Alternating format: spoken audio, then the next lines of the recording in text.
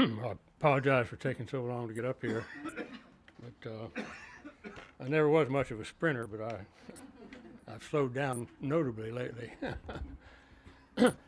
What a good crowd. How good to be with you.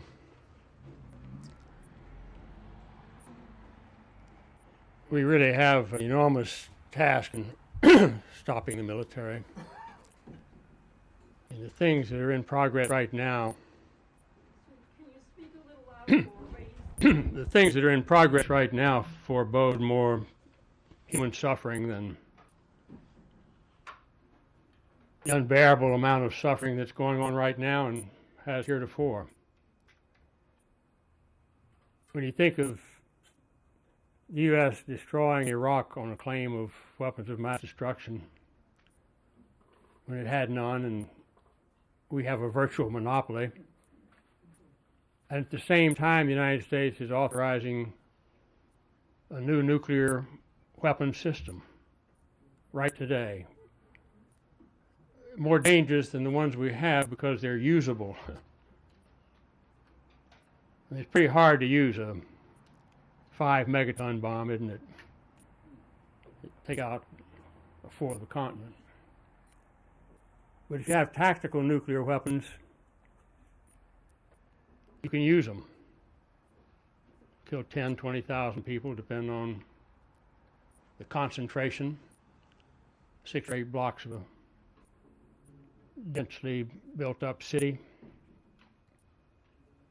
Leave enough radioactive waste for suffering for a long time after that. Even more dangerous, perhaps, is the current preparation for a new Cold War. Because you got to have a threat out there, don't you? And we hardly think of it or hear about it. But the Bush administration is racing to put up what we used to call a Star Wars shield. And where does it extend? It now extends, for instance, to Japan.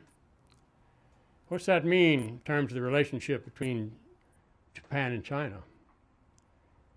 What are Japan's options if it gets caught under our umbrella and has no security if it leaves it? What's it mean in terms of our confrontation with the People's Republic of China and all that humanity that lives there with all of its ingenuity and energy and culture and history? And who's even trying to stop it? Who even hears about it? We have a military budget that's almost at $500 billion now, and will be before the end of the next fiscal year. And we say ho hum. If we can't come to grips with the military budget, nothing will stop U.S. wars. It's kind of like Madeleine Albright fussing at that peacenik Colin Powell back during Bosnia, when she said, what's the point of having all those weapons and all that money if you don't use them? And that's one of the rare times that she told it like it is. As she did, of course, when she said 500,000 children. Yeah, it's worth it. What's the life of 500,000 children compared to manifest destiny?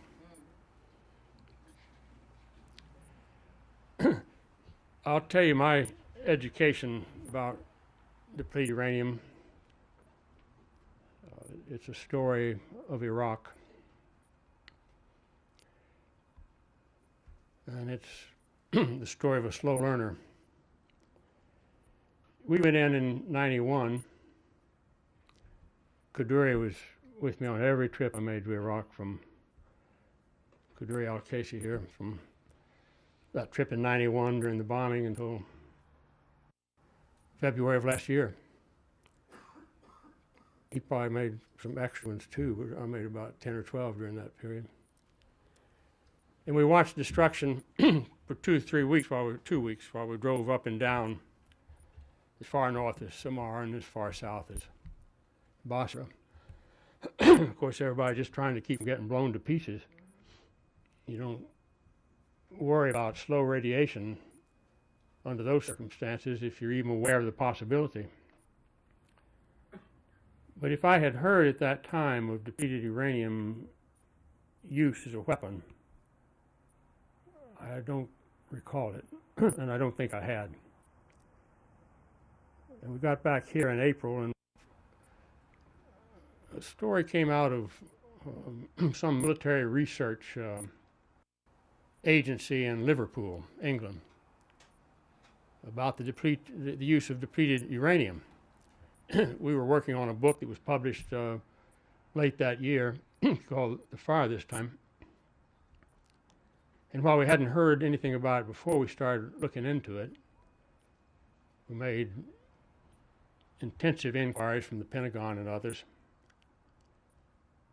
And you really couldn't get solid information.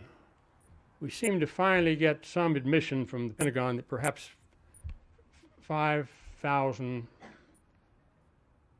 shells of different sizes from a good-sized missile, not a Tomahawk, because we didn't understand at all that the depleted uranium would have been used in a Tomahawk. They were used in what was called silver bullets, which would knock out it's a long steel rod with a good chunk of depleted uranium that will take out a piece of armor. We understood one weapon system had taken credit for what they call plinking. 1,100 tanks and armored vehicles, which is more than most countries have. It was the A-10 Warthog. They claimed to have film of it, but even on that, we didn't think that it was probably always a depleted uranium missile that was fired and hit the tank. I came to realize as I saw what was happening that if you were the commander of a tank squad in Iraq in '91 and you loved your country and wanted to defend it, you ought to tell your men, I don't think they had any women in the tanks, to get the hell out of the tanks and stay far away from as you can, because you're sitting in the dark. I mean, they can't miss you. They come in with a laser. You never hear the plane, you never see it, and whammy, they hit you, and you're poached. You don't have a chance. We went back and, well, we finished work on there, and we came to the conclusion that there were probably 50,000 rounds. And we put that in the book. We're criticized for it as being excessive. And a couple of years later, we came to realize that not for the first time we'd been taken in by these masters of deceit, that there are more than 900,000 rounds of ammunition fired in that war at basically a defenseless country. We ought to remember that we claim our total casualties were 158, and Iraqi direct war casualties were at least 150,000. Former Secretary of the Navy testified that he thought 200,000. The Defense Intelligence Agency, 150,000. So now, of course, they try and talk the number down. It really wasn't nearly that bad, but it was plenty bad. In '92, not a word said about depleted uranium anywhere. In '93, we went down to Basra. We were in the training hospital. By chance, we'd watched the training hospital bombed. We were sitting in the Sheraton Hotel. We were the only people there. I had a chef that made wonderful rolls, and he had nothing to do, and he made these wonderful rolls, sitting there eating them by candlelight, just rolls. They might have had something else, but all I really remember is the rolls. And all this huge blast, and you remember the glass comes down beside us, and we run up on the roof, and we see a string of bombs going right down. We weren't 500 yards from the training hospital, which is on a little island out in the Euphrates River. or actually in the Shatt al-Arab, because the Euphrates already joined in with the Tigris and is flowing down to the sea. And we see the string of bombs going down, and we see the lights go out. There's an emergency generator in the training hospital, and it gets knocked out. And then we had an agreement with civil defense that when there was something that happened, they'd come get us and take us there to go with them. They come and get us, and we have 2 flat tires within 100 yards because there's hot metal. And I remember some guy tried to pick it up, and at first it's razor sharp edges and burned his fingers. We get down there, they'd hit a social club, and they'd hit in the courtyard of the hospital. But in '93, when we went back, the doctors were telling us that they were seeing something that really worried them that they hadn't ever seen before. And it tended to come from Bedouin families that would bring people in from the desert to the west and south of Basra, where Iraqi forces had been dug in, you remember, and to try to stop an invasion from Kuwait, and where the most heavily concentrated bombing of men in trenches and tanks and sand barriers and had gone on. And mothers would bring in children, and they'd bring in deformed fetuses. They'd bring in deformed children. 2 kids in the same family with what was finally diagnosed as leukemia. And both the numbers and the nature and Bedouins hadn't been coming in there very much, you know. And all of a sudden they're coming in trying to save their children. We got back up to Baghdad that year, and I went by the health ministry. I'm not sure. I think we'd already had our main meeting there. We always had a main meeting there. We were going to hospitals. Always went to 4 or 5 and sometimes more than that hospitals on every trip, because that's where you saw what was happening to the people, what could be done for them. And the health ministry hadn't really heard of what these people were talking about, these doctors. The doctors of Iraq were incredibly courageous. Their ingenuity, how they could try to heal people, is interesting to watch how they got off of all these fancy new medicines. They said, we didn't realize it was, Iraq was a pretty rich country, and they had a very sophisticated medical system. And they said, we've been over-medicating. We get sold all these pharmaceuticals, and we always get the latest thing because we got the oil money, and we've been giving people more medicine and the wrong kind of medicine than what they need. So they started going into natural medicines out of necessity.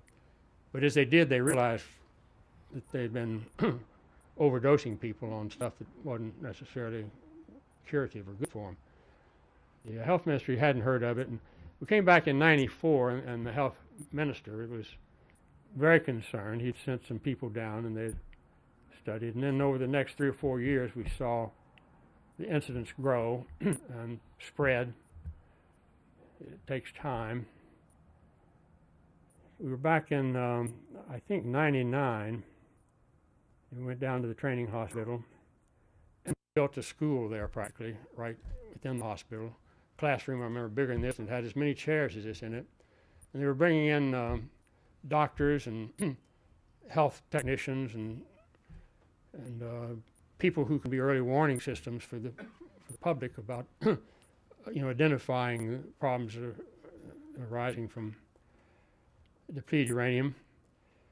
And they had documentation of just thousands of cases and photographs that would really they're just unbearable to see. Just hundreds and hundreds of deformed children, brain damage and abnormal, and fetuses that were what they call monster. And then just the death tolls from tumors and cancers and leukemias and all these things, and growing. That year, the friends of ours in Italy asked me to stop by on the way back, and I just thought of this driving over here today. Because Italian soldiers in Kosovo had symptoms, and this is very a very short period of time. So the dosage must have been just tremendous. Because what you find is it takes 3 or 4 years for the real effect on the population to take hold. And it may increase for as long as 10 years, we now think, or longer. And Iraq worked hard under extremely difficult circumstances. The sanctions really deprived them of everything except their minds. They didn't even have, I mean, what they wanted more than anything else, more than even medicines, because the medicines that we could bring in would never be 1% of the need. What they wanted is new knowledge, new medical knowledge. Bring in tapes of what we now know about radiation effects and new cures and things, because we feel like we've been on another planet for however long it's been, since 1990 when the sanctions were set in. And we don't feel up to date, and we're having to improvise with everything we do. But they were on their posts, even if it was simply doctors sitting on the floor with others and hand washing bottles to try to keep people from getting sick from whatever you get sick from drinking out of a dirty bottle or using a dirty bottle to put medicine in if you had some. I spoke to the Senate in Rome at that time, and they were at fever pitch because they'd had 8 deaths of young soldiers that they thought were directly related to, and they'd had a couple of hundred over there, 8 out of, that's a pretty big percentage, and they didn't know how far it was going to go. And the families were terrified, and it became a big a political issue.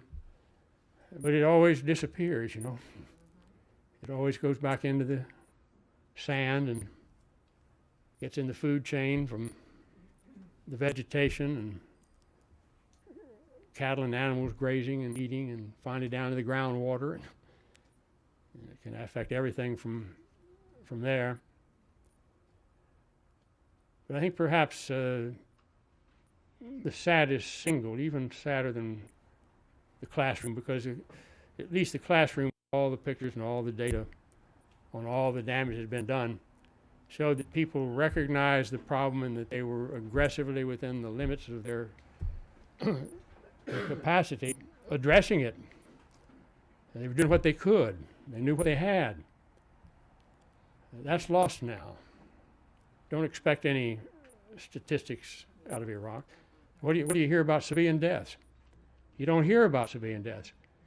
There have been 20,000 civilian deaths, if I can count, and I can count because I've worked with that country for a long, long time. There have been more than 20,000 civilian deaths since March the 19th of last year. I just hope it's not a multiple. But you won't hear about it, and you won't hear them counted. And you won't hear about depleted uranium, even though in the face of what we knew, what the government knew from 91, they've used how many times? At least 5 times more depleted uranium this time, but they won't tell us. And they won't talk about it.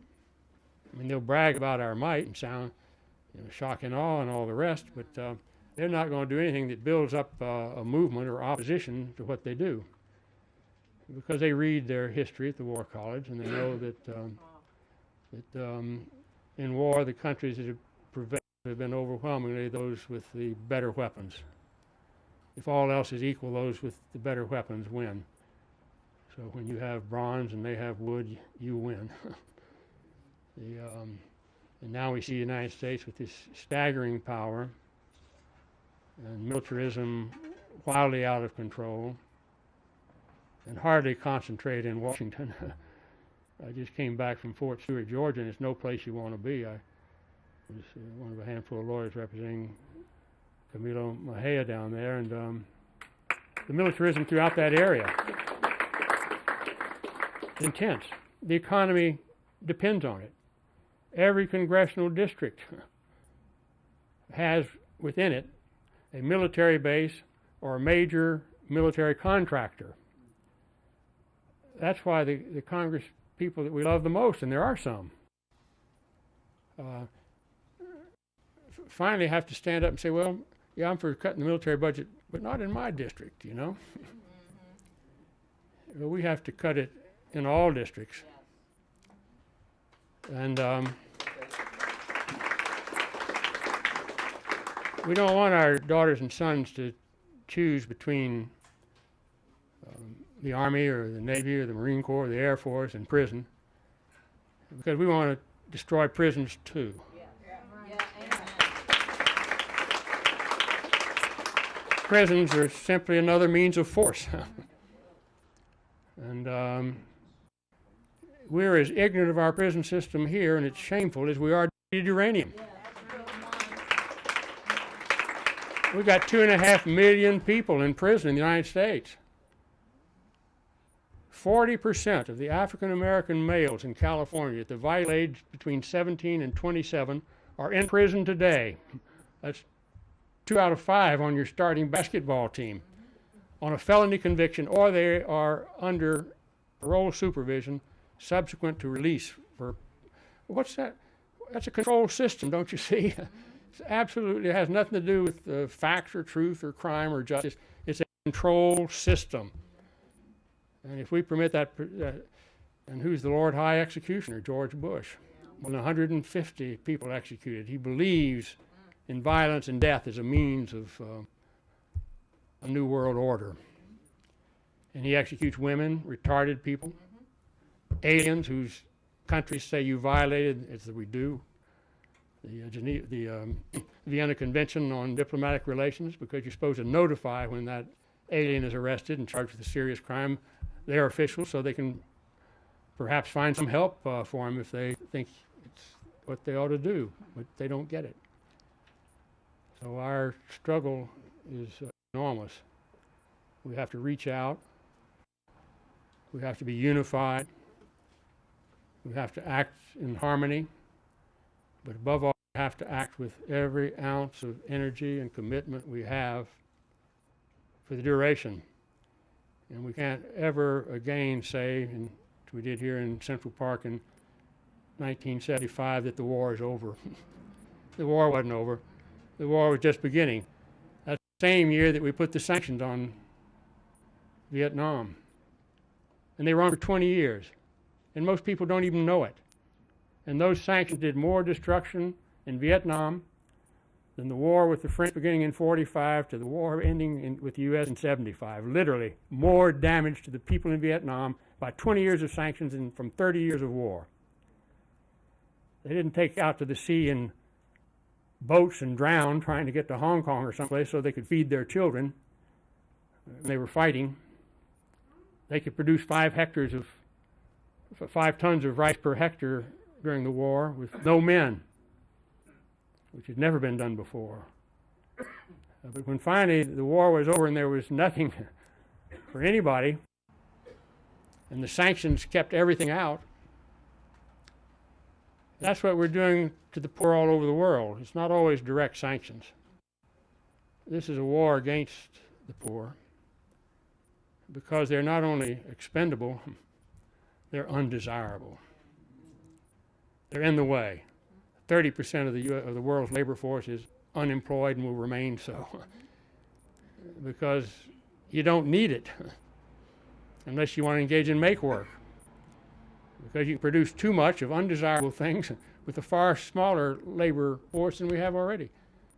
So we have to have new ways of envisioning how we're going to address these things and what economic systems really work, and identify what the real causes of our problems are, because materialism is central to them. And the military finally is only there to protect and increase the wealth of the few. Thank you.